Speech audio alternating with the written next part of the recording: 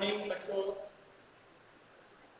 Today's first video class 10 का English literature a letter to God dear Lucas is the name of your eminent writer. I have explained you about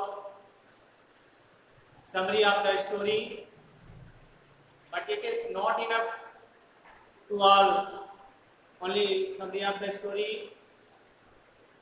So you should read from first passage to last passage in your textbook. Let's begin of the story. The house, the only one in the entire valley, sat on it, crest of low hill. From this height, one could see the river and the field of ripe corn, dotted with the flowers that always promised a good harvest. The only things the earth needed was downpour or a least of sower. Throughout the morning, Lancho, who knew his fields immediately, had done nothing else but see the sky towards the northeast. The house, घर, the only one of the entire valley, only one, इकलौता एकमात्र, the entire valley, संपूर्ण घाटी में, sat on, इसका means है, it was situated, स्थित था, crest of a low hill, crest means चोटी, of a low hill, निचली पहाड़ी की. From this height, इस ऊंचाई से, one could see the river and the field of ripe corn. कोई भी देख सकता था रिवर, नदी and the field of ripe corn, पके हुए खेतों यानी अनाज युक्त खेतों को, डॉटेड विद द फ्लावर्स, फूलों से युक्त, that always promised a good harvest, जो अच्छी फसल देने का वादा करते. The only things the earth needed was a downpour or at least a sower. यहाँ पर the only things, यहाँ पर जो शब्द आया है इसका मतलब है कि धरती को यदि किसी वस्तु की आवश्यकता थी, only need, तो क्या थी? डाउनपोर, केवल बौछारों की, और एट लीस्ट अ सोअर, अथवा धीमी वर्षा की. सोअर मीन्स क्या होता है? धीमी वर्षा. Throughout the morning, लेंचो, प्रातः काल के समय लेंचो ने, who knew his field immediately, जो अपने खेतों को भली प्रकार से जानता था, had done nothing, कुछ नहीं किया, else but see the sky towards the northeast, उत्तर पूर्व आकाश की ओर देखने के अतिरिक्त उसने कुछ नहीं किया. Now in Hindi detail word meaning के अनुसार मैंने पढ़ाया, इसके अनुसार आप हिंदी पढ़ लें. वह मकान जो संपूर्ण घाटी में अकेला ही था, एक निचली पहाड़ी की चोटी पर स्थित था. उस ऊंचाई से कोई भी व्यक्ति नदी और पके हुए अनाज के खेत देख सकता था, जिसमें स्थान स्थान पर फूल थे जो सदा अच्छी फसल का वादा करते थे. धरती को यदि किसी वस्तु की आवश्यकता थी तो केवल एक बौछार या धीमी वर्षा की. पूरे प्रातः काल के समय लेंचो ने, जो अपने खेतों को भली प्रकार से जानता था, उत्तर पूर्व आकाश की ओर देखने के अतिरिक्त तो कुछ नहीं किया. Now we are really going to get some water women. यहाँ पर वुमेन शब्द किसके लिए आया है? यहाँ लेंचो ने अपनी पत्नी से कहा है, इसलिए वुमेन शब्द यहाँ पर किया गया है. The women who was preparing supper replied, yes God willing. The older boys were working in the field while the smaller ones were playing near the house, until the woman called to them all, come for dinner. It was during the meal that, just as Lencho had predicted, big drops of rain began to fall. In the northeast, huge mountains of clouds could be seen approaching. The air was fresh and sweet. The man went out for no other reason than to have the pleasure of feeling the rain on his body. And when he returned, he exclaimed, "Oh, there are not Rain drops falling from the sky, they are new coins. The big drops are 10 cents pieces and the little ones are 5. ये पहले आप word meaning पढ़ेंगे, इसके बाद इसकी हिंदी पढ़ेंगे, explain मैं करूंगा। पहले हिंदी समझ लें वर्ड मीनिंग के according. Now we are really going to get some water women. Women शब्द यहाँ पर अपनी पत्नी के लिए संबोधित करते हुए कहा है कि ये प्रिय, अब हम कुछ पानी अर्थात वर्षा मिलने वाली है। We are really going to get यानी प्राप्त करने जा रहे हैं या मिलने ही वाली है। और उसने क्या कहा, the women who was preparing supper, उस स्त्री ने जो रात्रि का खाना बना रही थी, यानी यहाँ पर सपर शब्द आया है SUPER, इसका मीन्स होता है रात्रि का भोजन। जो प्रिपेयरिंग कर रही थी, रात्रि के भोजन को तैयार कर रही थी, रिप्लाइड, उसने उत्तर दिया, यस गॉड विलिंग, हाँ यदि ईश्वर ने चाहा, यदि भगवान ने चाहा, ईश्वर की इच्छा हुई। The other older boys were working in the field, यहाँ ओल्डर और यंगर शब्द प्रयोग किया गया है। जो बड़े लड़के थे वो खेतों में काम कर रहे थे। और अगला लिखा है, while the smaller ones were playing near the house, जबकि छोटे लड़के घर के पास खेल रहे थे। Until the women called to them, यहाँ अंटिल शब्द आया है, वो जब महिला ने उन सभी को बुलाया, कॉल्ड फॉर, क्या कहा, कम फॉर डिनर, खाना खाने आ जाओ। किसके लिए बुलाया? खाना खाने के लिए। It was during the meal, खाना खाने का समय था। It was during the meal यानी ड्यूरिंग का मतलब खाना खाने के दौरान या खाना खाने के समय। That just as Lencho had predicted, Lencho ने भविष्यवाणी की थी, प्रेडिक्ट किया था।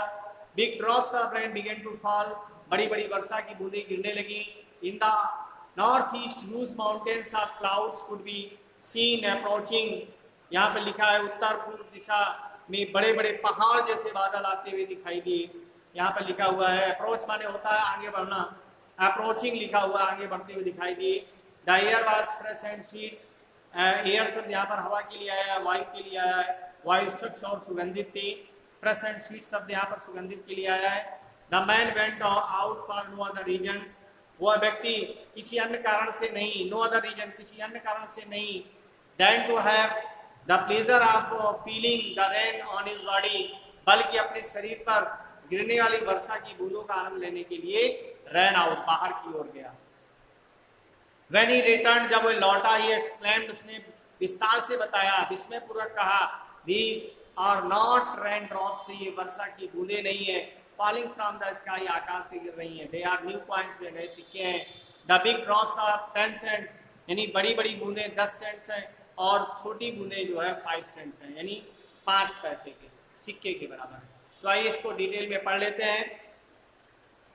लेंचो ने अपनी पत्नी से कहा, प्रिय, अब हमें कुछ पानी अर्थात वर्षा मिलने वाली है, अर्थात वर्षा होने जा रही है।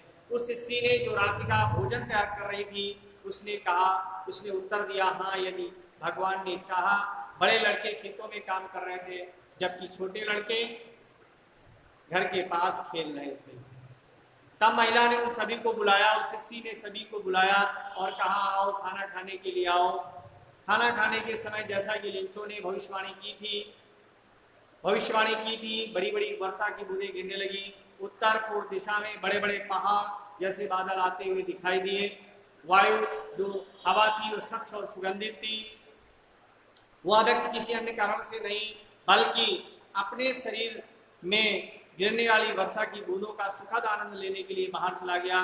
और जब वो लौटा तो उसने विस्मय होकर बताया, आश्चर्य से बताया, क्या कहा कि आकाश से गिरने वाली वर्षा की बूंदें नहीं है, ये नए सिक्के हैं। जो बड़ी बूंदें हैं वो 10 सेंट के सिक्के हैं और छोटी बूंदें हैं वो 5 सेंट के सिक्के हैं।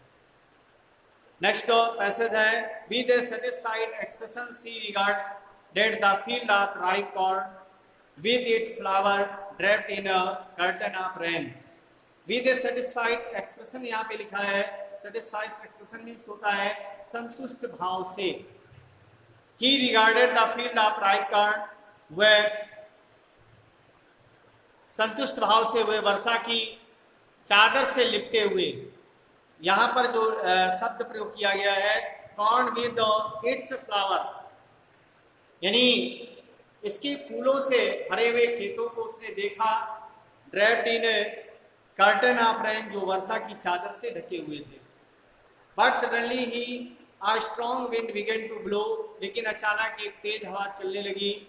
And along with the rain, और वर्षा के साथ साथ very large hail stone began to fall, बड़े बड़े ओले गिरने लगे। यहाँ पे लिखा है वेरी लार्ज हेल स्टोन्स, यानी बड़े बड़े ओले गिरने लगे। These truly did resemble new silver coins, ये वास्तव में नए चांदी के सिक्के जैसे थे। The boys exposing themselves to the rain, स्वयं बच्चे, स्वयं लड़के नंगे बदन बाहर की ओर दौड़े। रैन आउट, यहाँ शब्द आया है, रैन आउट, बाहर की ओर दौड़े। To collect the frozen pearls, collect means एकत्र करने के लिए, फ्रोजन मीन्स जमे हुए, पल्स मीन्स मोतियों को। तो इसकी वर्ड मीनिंग मैंने पढ़ाई अभी, अब आप देखिए इसका डिटेल हिंदी एक्सप्लेन कैसे करेंगे। संतुष्ट पूर्ण भाव से उसने वर्षा की चादर में लिपटे हुए अपने पके हुए अनाज और उसके फूलों से भरे हुए खेत को देखा, किंतु अचानक तेज हवा चलने लगी और वर्षा की सांस बहुत बड़े बड़े ओले गिरने लगे। वे वास्तव में नए चांदी के सिक्के के समान दिखाई देते थे। लड़के अपने कपड़े उतार कर, यानी खुले शरीर से नंगे बदन, उन जमे हुए मोतियों को बटोरने के लिए, इकट्ठा करने के लिए, अर्थात एकत्र करने के लिए घरों से बाहर की ओर दौड़ गए। इसको फिर से पढ़ लें, आगे फिर जो प्रॉब्लम हो आप बताएं। नेक्स्ट इसी में रह गया था passage. It is really getting bad now, exclaimed the man. उस व्यक्ति ने, अर्थात मैन शब्द यहाँ लेंचो के लिए आया है, लेंचो ने विचार पूर्वक कहा, क्या कहा? It is getting bad now, अब बहुत बुरा हो रहा है। Getting bad now, getting bad now, बहुत बुरा हो रहा है। I hope it passes quickly, मुझे आशा है कि शीघ्र ही समाप्त हो जाएगा। I it did not pass quickly for an hour, the hail ran on the house, वे शीघ्र समाप्त नहीं हुआ, 1 घंटे ओले मकान पर। Rain on the house, the garden, the hillside, the cornfield, on the whole valley, the field was white as if covered with soil. 1 घंटे ओले मकान, बाग, पहाड़ी, अनाज के खेत पूरी घाटी पर बरसते रहे। पूरा खेत सफेद हो गया, मानो नमक से ढक गया हो। बात समझ में आ रही है?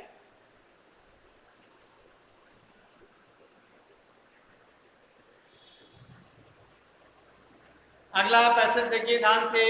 Not a leaf remained on the trees, not a leaf, leaf means पत्ती, रिमेन्ड मीन्स बची रही, ऑन द ट्रीज, पेड़ों पर, एक भी पत्ती पेड़ों पर नहीं रही।